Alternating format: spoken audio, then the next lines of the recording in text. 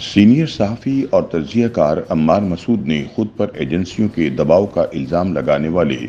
6 ججوں کو استعفے کا مشورہ دیتے ہوئے کہا ہے کہ اب ان کے تمام فیصلے مشکوک ہوں گے، لہٰذا انہیں انصاف کی کرسی سے اتر جانا چاہیے، خصوصاً جب یہ لوگ خود تسلیم کر چکے ہیں کہ اب وہ انصاف نہیں کر پا رہے۔ آئی ایس آئی کے سابق چیف لیفٹیننٹ جنرل فیض حمید کے عطاب کا شکار ہو کر فارغ ہونے والے جسٹس ریٹائرڈ شوکت عزیز صدیقی کا ذکر کرتے ہوئے اپنی تازہ تحریر میں عمار مسعود کہتے ہیں کہ وہ ایک تھا مگر دلیر تھا، ابتلا کا وقت تھا، اس پر بھی آیا تھا، ظلم کے پہاڑ اس پر بھی ٹوٹے تھے، خفیہ ہاتھوں کی چیرہ دستیوں کی داستان اس کی کتاب زیست میں بھی رقم تھی، دھمکیاں اس کو بھی ملی تھی، نوکری جانے کا اس کو بھی خطرہ تھا، گھر بار برباد ہونے کا خوف اس کو بھی تھا، پینشن اور برات جانے کا دھڑکا اس کو بھی لگا تھا، اس نے بھی یہی الزام لگایا تھا، اس نے بھی یہی بات دہرائی تھی، اداروں کی دخل اندازی کی بات کی تھی، درون خانہ ہونے والی ملاقاتوں کی بات کی تھی، فیصلوں پر اثر انداز ہونے والوں کا ذکر کیا تھا، اس کو بھی مظلوم پر ظلم ڈھانے کا حکم ملا تھا، اس کو بھی انصاف کے منہ پر تماچا مارنے کا درس دیا گیا تھا، اس کو بھی قانون پامال کرنے کا حکم دیا گیا تھا، اس کو بھی کہا گیا تھا کہ قانون کی کتاب کو طاق میں رکھ دو، آئین کو پاؤں کی دھول سمجھو، طاقت کی زبان سمجھو، اسی کو آئین مان لو، اسی کو قانون کہہ دو، اسی پر ایمان لے آؤ، اس کو حق جان لو۔ لیکن عمار مسعود کہتے ہیں کہ جسٹس شوکت عزیز صدیقی نہ تو دھمکیوں سے مروب ہوا، نہ پینشن کا لالچ اس کی راہ کی رکاوٹ بنا، نہ اس نے کسی پرکشش عہدے کی پرواہ کی اور نہ اوپر کی بے تحاشا کمائی کے بارے میں لمحے بھر کے لیے سوچا۔ اس نے سرکار کی کسی مراد کو حق کے راستے میں نہ آنے دیا۔ یہ نہیں کہ اس کو پیشکش نہیں کی گئی، اس کو سبز باغ دکھائے گئے جو ایک حکم پر سنہرے ہو سکتے تھے، اس کو پلاٹ، پیسہ اور پراپرٹی کا لالچ دیا گیا، اس کے ایمان کی طرح طرح آزمائش کی گئی،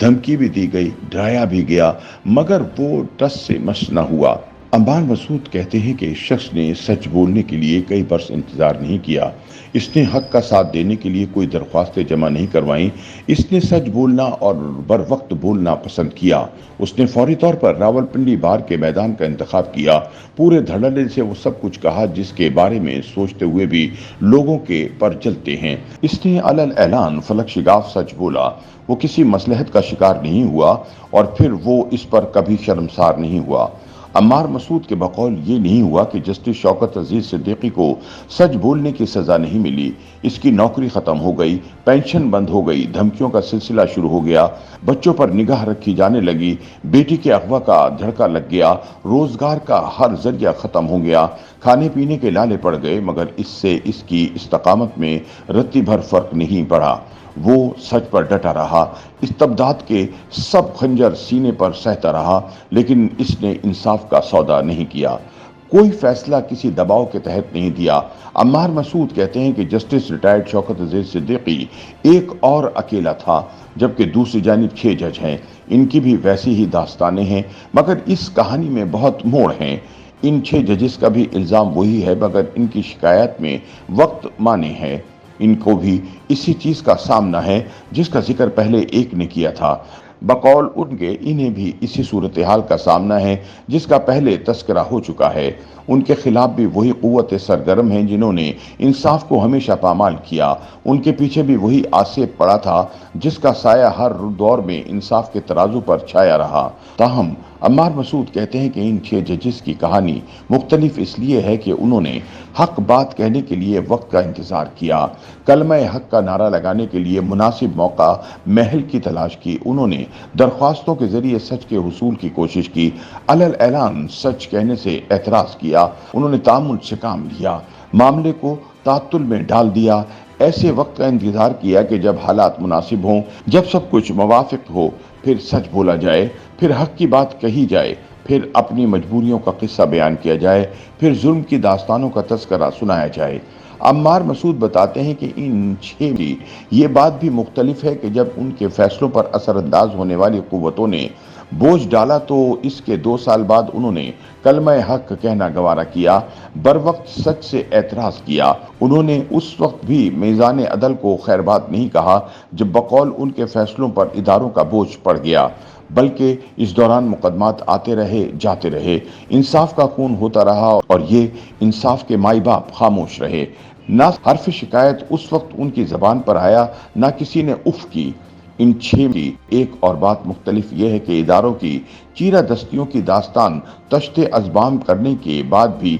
ये तख्ते अदल पर बराजमान रहे। ना उन्होंने रुखसत चाही, ना मुकदमात से किनारा कशी का फैसला किया, ये जानते बूझते कि इस इकरार के बाद उनके तमाम फैसले मशकूक हैं, उनके तमाम इक़दामात आलूदा हैं, इन्हें इंसाफ से फौरी मुस्ताफ़ी हो जाना चाहिए, अदल के दावों से ताइब हो जाना चाहिए, क्योंकि बकौल उनके ये इंसाफ नहीं दे पा रहे, उनके ऊपर इतना दबाव है कि ये सच कह नहीं पा रहे। अम्मार कहते हैं कि अदल का कारोबार भी अजब कारोबार है। हमने देखा किसी की सास की ऑडियो आती है तो इस्तीफा देने के बजाय खुद मसनद पर चढ़कर फैसले सुनाने की फरमाइश करता है। किसी का बेटा किसी जमात के टिकट बाप के नाम पर बेचता है तो अदल मुंह में घुंगलियां डाल लेता है। यही मामला इंसाफ देने वालों का भी है। एक शख्स इदारों पर एतराज करता है, सारा सिस्टम इसका दुश्मन हो जाता है। 6 मिलकर महफूज और मुनासिब वक्त पर इस बात का इकरार करते हैं तो सिस्टम के लाडले हो जाते हैं। अम्मार कहते हैं कि मैं पूरे ईमान से कहता हूं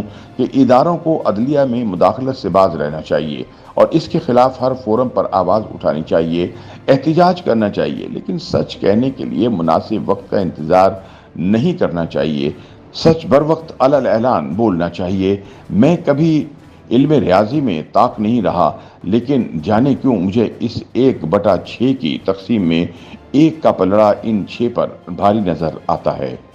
YouTube पर गूगली न्यूज देखने के लिए youtube.com की सर्च बार में गूगली न्यूज टीवी टाइप करें। गूगली न्यूज के पेज पर सुर्ख रंग के सब्सक्रिप्शन वाले बटन पर क्लिक करना ना भूलिए। YouTube पेज पर अपलोड होने वाली वीडियोस से बाखबर रहने के लिए बेल आइकन पर क्लिक कीजिए। आपको हर नई वीडियो के बारे में नोटिफिकेशन मौसूल हो जाएगा।